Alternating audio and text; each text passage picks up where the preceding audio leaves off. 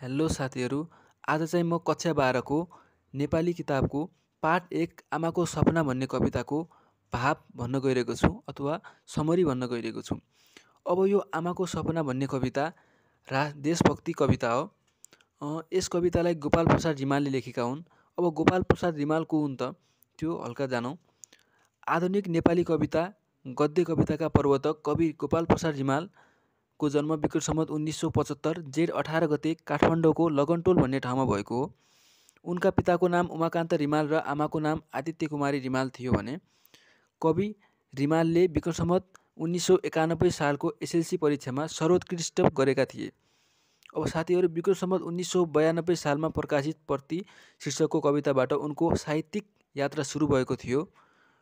उनको एकमात्र कविता सङ्ग्रह आमाको सपना जो 2019 सालमा प्रकाशित भएको थियो, जुन कृतिले मदन पुरस्कार जितेका थिए। अब साथीहरू, कवि रिमाल प्रगतिवादी चेतनाका संवाहक कवि हुन्।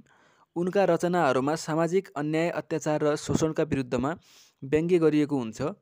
तत्कालीन निरङ्कुश राणा शासनप्रति विद्रोह र जनताको स्वतन्त्रताको ओकलता उनका कविताहरूमा गरिएको हुन्छ।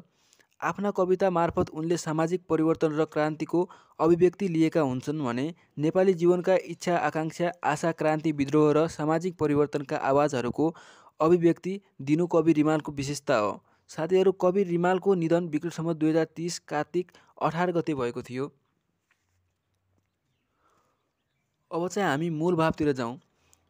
अब मूल भाव के छ भने यसमा प्रस्तुत आमाको सपना कविता कवि गोपाल प्रसाद रिमालको सामाजिक रूपान्तरण र क्रान्तिको उद्घोष गर्ने कविता हो।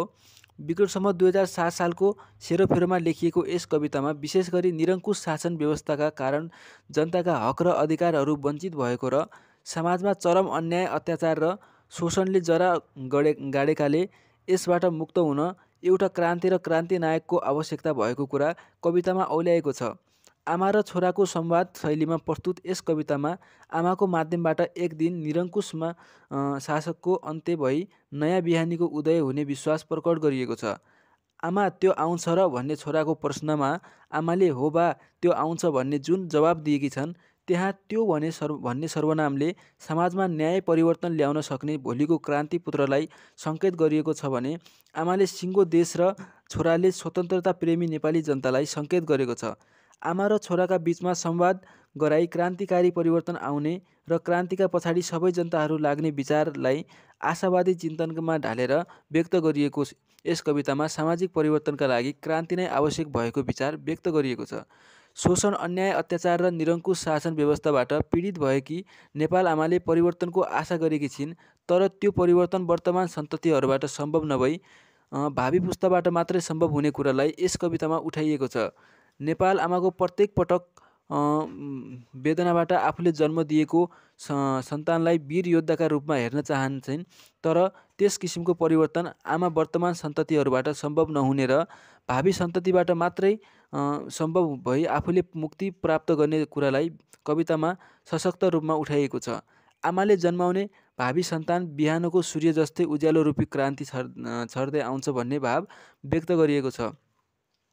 2007 सालको आसपासमा रचना गरिएको यस कविताद्वारा कविले हाम्रो समाजमा युगीन राजनीतिक दुर्गन्धको जालोमा फसेर थलिएको मतलब थला पर्नु अवस्थामा रहेकाले त्यसलाई सशक्त तुल्याउन क्रान्ति गर्नुपर्ने सन्देश व्यक्त गरेका छन्।